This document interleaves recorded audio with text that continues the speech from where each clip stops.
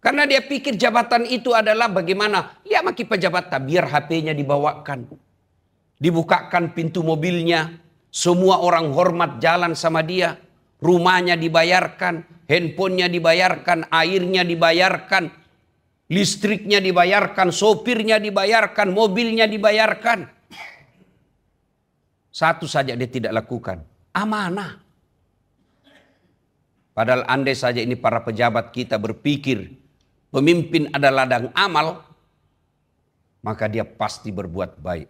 Tapi ya jadi masalah, pemimpin adalah prestise, pemimpin adalah kebanggaan.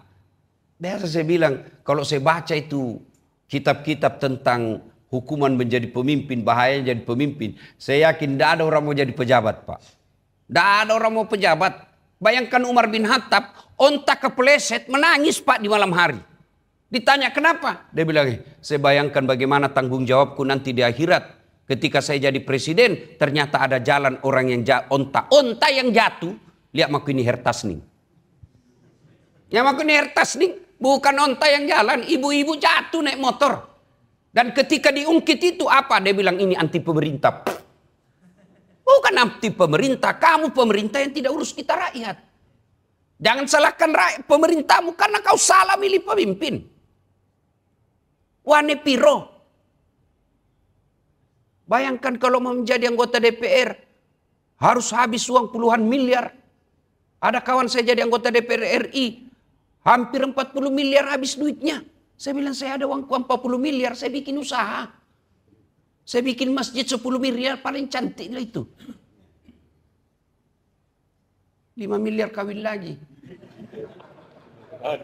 Allah Karim. Habis uang puluhan miliar lalu tidak ngurus rakyat. Adakah yang lebih bodoh dari itu? Itulah makna dari ayat Al-Quran yang selalu mengatakan, sungguh manusia bodoh lagi menganiaya dirinya sendiri. Sudah dikatakan bodoh menganiaya diri sendiri. Ini dan rakyat kita. Jadi apa namanya itu? Siklus saling mempengaruhi. Pejabatnya korup, rakyatnya mau disogok. Si runtuh. Baut ketemu mur, si runtuh sisa. Satu mau menerima, satu mau memberi. Coba kalau tidak ada mau menerima, biar mau memberi, tidak ada mau menerima. Atau mau menerima, tidak ada yang beri. Apa? Tapi ini ketemu. Satu mau memberi, satu mau menerima. Oh si cocok sisa. Nah, mestinya pejabat sering-sering dengar dakwah. Supaya baik agamanya. Saya biasa pikir ya. Tidak perlu di kajian ilmiah ini. Tidak perlu diteliti S1, S2, S3. Tidak perlu diteliti. Saya biasa pikir saja. Bagaimana ini pejabat mau baik agamanya, akhlaknya. Dari kecil tidak pernah pesantren. Tidak pernah dengar ceramah agama. Coba Meki, kapan dia dengar ceramah? Tidak pernah itu sekolah, tidak pernah baca buku. Coba Mi. Apa pindah dengar ceramah? Jumat Pi. Paling terlambat datang, paling cepat pulang. Orang khotbah dia tidur. Di mana dia mau cas otaknya? Temannya penjilat. Yang ada di sampingnya semua, iya puang, cocok nih, cocok. Barang salah, Nabi bilang cocok. Kemudian sampai di kantor, dijanji-janji dengan rumah jabatan. Datang kontraktor yang sudah siap kasih selisih. Ini sebenarnya harganya 10 juta. Tapi tenang Maki, bisa kuatur kita dapat 3 juta. Maka solameman itu. Lalu kapan dia dengar dakwah?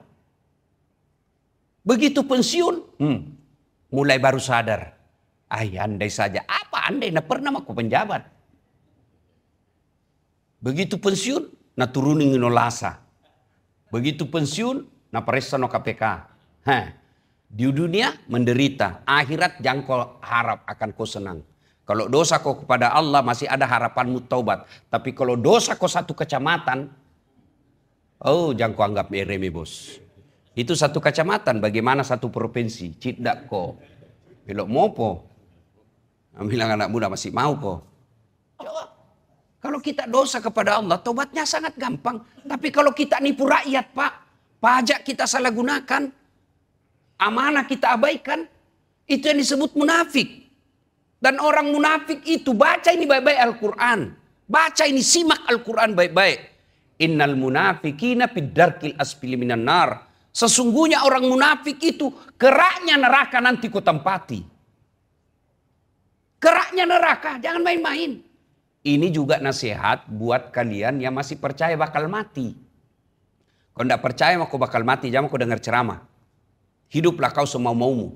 Itu kan Nabi pernah dinasihati oleh malaikat Jibril. Muhammad, lakukan apa yang mau lakukan. Ismal masita fa innaka mayyitun. Cocok dengan Ustaz Abdurrahman Qayyum, ada guru saya di sini. Dia bilang, lakukanlah kamu apa yang kamu lakukan, tapi ingat pasti kamu mati. Mau kau silakan. Mau kau judi silakan. Bayangkan saya biasa lihat itu penegak hukum mempermainkan hukum. Wih, saya sesak dada saya, bro.